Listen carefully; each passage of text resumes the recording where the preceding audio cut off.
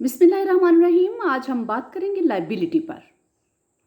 सबसे पहले लायबिलिटी यानी जिम्मेदारी की तारीफ को देखेंगे। कानून में किसी जिम्मेदारी से मुराद किसी फ़र्ज़ को अदा करने की जिम्मेदारी है। शहरियों पर रियासत की तरफ से कई कानूनी जिम्मेदारियां आयद होती हैं जिन्हें अदा करना उनका फ़र्ज़ अव्वलीन है। सालमन के नज़दीक जिम्मेदारी एक कानूनी ज़रूरत की पाबंदी है जो गलतकार शख्स और ज़्यादती की तलाफ़ी के दरमियान होती है।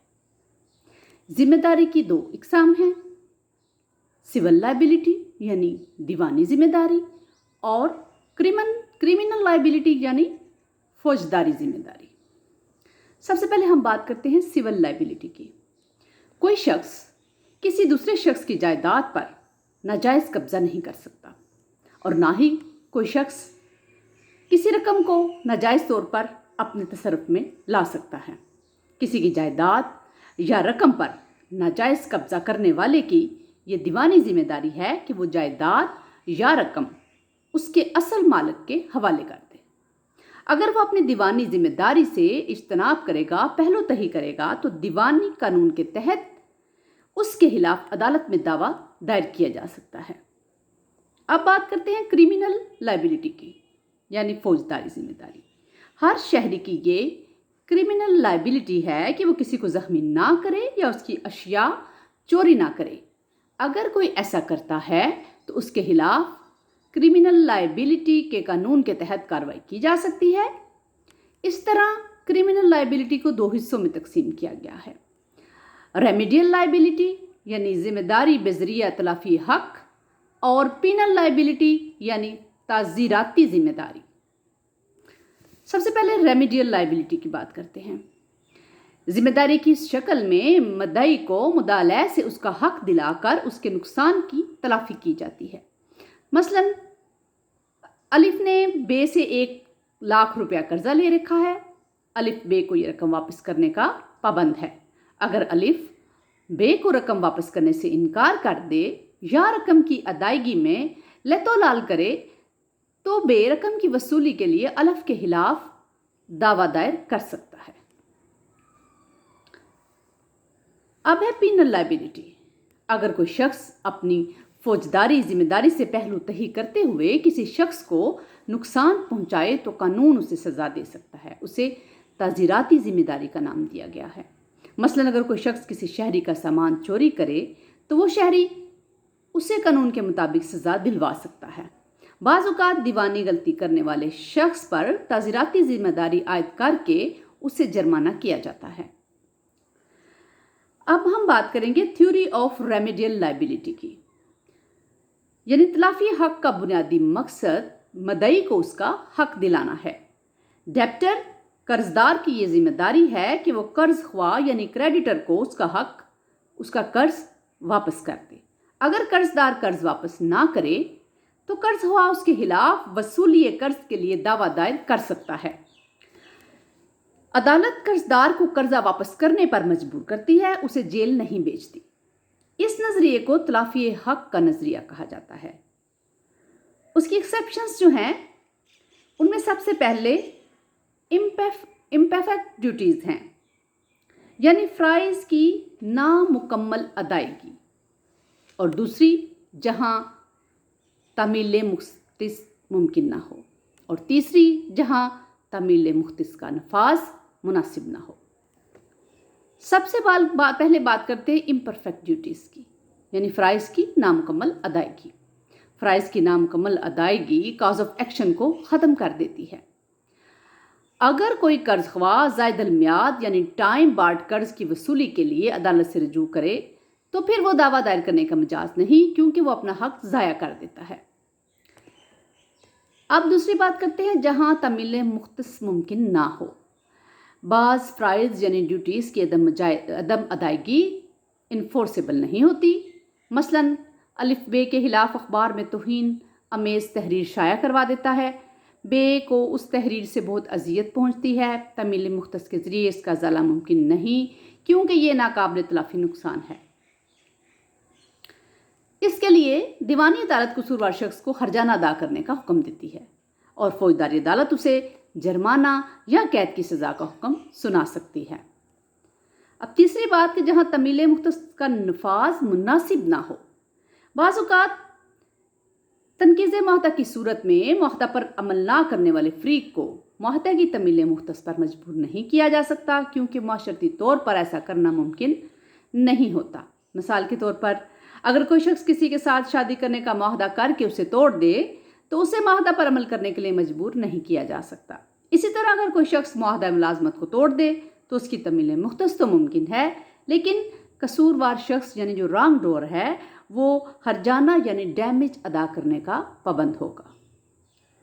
اب ہم بات کرتے ہیں تھیوری آف پینل لائبلٹی کی، جہاں عدم ادائیگی فرض قانونی طور پر تمیل مختص کے ذریعے انفورسیبل نہ ہو، وہاں عدالت قصوروار شخص کو تعزیر یا سزا دیتی ہے۔ ایسی ذمہ داری کو تعزیراتی ذمہ داری کہا جاتا ہے۔ تعزیراتی ذمہ داری اس وقت تک عائد نہیں ہوتی جب تک ملزم کی نیت ارتکاب جرم نہ ہو، کیونکہ ارتکاب جرم کے لیے منظریہ یعنی مجرمانہ ذہنیت کا ہونا نہایت ضروری ہے۔ لہذا تعزیراتی ذمہ داری عائد کرنے کے 2 فیکٹرز کا ہونا ضروری ہے، ایک غیر قانونی فعل کا ارتکاب اور دوسرے اس فعل کا بے نیت مجرمانہ سر انجام دینا۔ اب سب سے پہلے بات کرتے ہیں ایکٹس یعنی افعال کی۔ سالمنٹ کے مطابق ایکٹ یعنی فعل ایسے عمل کو کہتے ہیں جو انسان کے اختیار میں ہو، اور جو عمل انسان کے اختیار میں نہ ہو اسے فعل قرار نہیں دیا جا سکتا۔ مثلا اگر کوئی شخص عمدن نہر میں چھلانگ لگائے تو یہ اس کا عمل یعنی فیکٹ ہوگا، اور اگر غیر ارادی طور پر یا اتفاقاً اس کا پاؤں پھسل جائے اور وہ نہر میں جا گرے تو یہ اس کا عمل جو ہے وہ غیر اختیاری اور غیر ارادی قرار پائے گا۔ افعال کی 3 اقسام ہیں۔ سب سے پہلے انٹرنل ایکسٹرنل ایکٹس یعنی اندرونی اور بیرونی افعال، اس کے بعد پازیٹیو اینڈ نیگیٹو ایکٹس، اور اس کے بعد intentional and unintentional facts. سب سے پہلے دیکھتے ہیں ہم اندرونی اور بیرونی یعنی انٹرنل ایکسٹرنل ایکٹس۔ اندرونی افعال وہ افعال ہیں جو دماغ کے اندر پیدا ہوتے ہیں، جیسے سوچنے اور منصوبہ بنانے کا عمل، انہیں دماغی افعال بھی کہا جاتا ہے۔ اس کے برعکس بیرونی افعال جسمانی افعال ہوتے ہیں جو اندرونی افعال کا نتیجہ ہوتے ہیں۔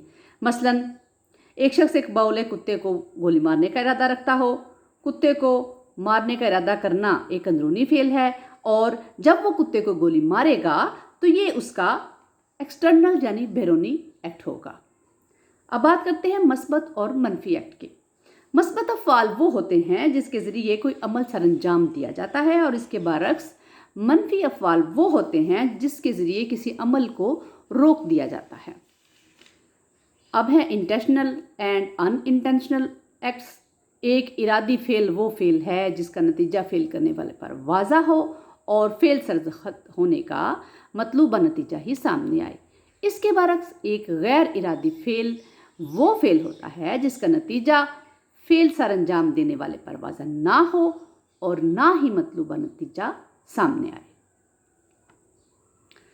اب فعل کے عوامل کو دیکھتے ہیں، یعنی فیکٹر آف این ایکٹ۔ فعل کے 3 عوامل ہیں، مینٹل اینڈ باڈیلی ایکٹیویٹی یعنی دماغ اور جسم کا عمل، سرکمسٹینسز یعنی حالات، اور کانسیکوینسز یعنی نتائج۔ تینوں عوامل کو ہم ایک مثال کے ذریعے دیکھتے ہیں، جیسے کہ الف بے کو قتل کرنے کا منصوبہ بناتا ہے۔ منصوبہ بنانے میں جو ایکٹ کام کرتا ہے وہ دماغی کاوش ہے۔ اس کے بعد مناسب حالات یعنی سرکمسٹینسز دیکھ کر وہ خنجر بے کے دل میں پیوست کر دیتا ہے، یہ اس کا جسمانی عمل ہے۔ اس زخم کے نتیجے میں اس کے کانسیکوینسز جو ہیں اس میں بے فوت ہو جاتا ہے۔ اب بات کرتے ہیں رانگ فل ایکٹ کی۔ غلط فعل ایک ایسا عمل ہے جو قانون کے خلاف ہو اور اپنے اندر ضرر رسانی یعنی نقصان پہنچانے کا پہلو رکھتا ہو، یا دوسرے لفظوں میں ہم یہ کہہ سکتے ہیں کہ غلط فعل ایک ایسا عمل ہے جو ضرر رساں اور نقصان دہ ہو۔ غلط افعال کی 2 اقسام ہیں۔ سب سے پہلے وہ افعال جو در حقیقت نقصان رسانی کا باعث بنتے ہیں، مثلا غافلانہ ڈرائیونگ وغیرہ، اور کچھ دوسرے افعال جو ضرر رساں تو ہوتے ہیں لیکن ان کی وجہ سے کسی کو حقیقی یعنی ایکچول نقصان نہیں پہنچتا، جیسے ٹریسپاس، مداخلت بیجا وغیرہ۔ اب بات کرتے ہیں ضرر بلا نقصان یعنی ڈینم سائن انجوریا۔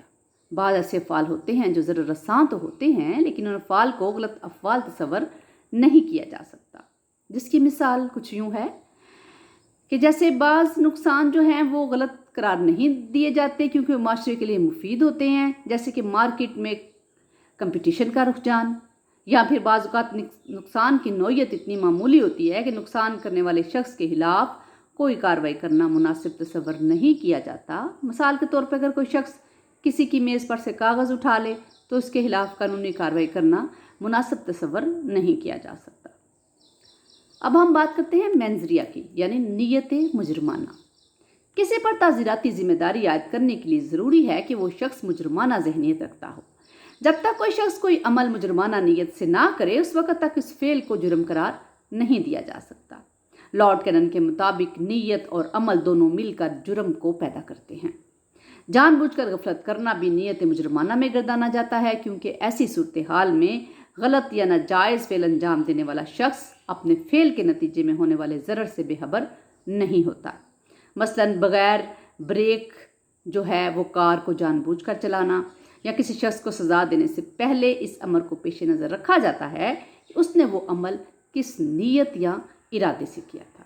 اگر کسی شخص نے کوئی عمل کسی نیت مجرمانہ سے نہ کیا ہو تو اسے سزا نہیں دی جا سکتی۔ مثلاً اگر کوئی لونیٹک یعنی فاتر العقل شخص جرم کا ارتکاب کرے تو وہ سزا سے مستثنیٰ ہوگا کیونکہ وہ فعل کی نوعیت کو سمجھنے سے ہی قاصر ہے۔ اس محسوس فعل کا ارتکاب کرتے وقت اسے اپنے ارادے اور اپنی سمجھ بوجھ پر کوئی اختیار نہیں تھا۔ اسی طرح تعزیرات پاکستان کے مطابق 7 سال کی عمر کا بچہ اگر جرم کرے تو وہ سزا سے مستثنیٰ ہوتا ہے کیونکہ وہ ابھی اچھائی اور برائی میں تمیز نہیں کر سکتا۔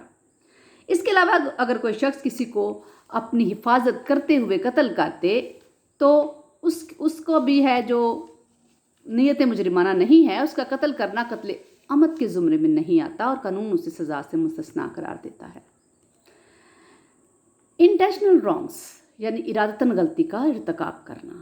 سالمن کے مطابق کوئی شخص اپنے ارادے یعنی اپنی انٹینشن اور اپنی ڈیزائر یعنی اپنی خواہش کے زیر اثر کوئی فعل سر انجام دیتا ہے اور کوئی فعل سر انجام دینے سے پہلے اسے اس فعل کی نوعیت کا علم بھی ہوتا ہے تو اس کا وہ فعل غلط قرار پائے گا۔ اگر کوئی شخص اپنے عمل سے پیش کیجیے علم اور خواہش کے بغیر کرے تو اس کا وہ عمل غیر ارادی تصور ہوگا۔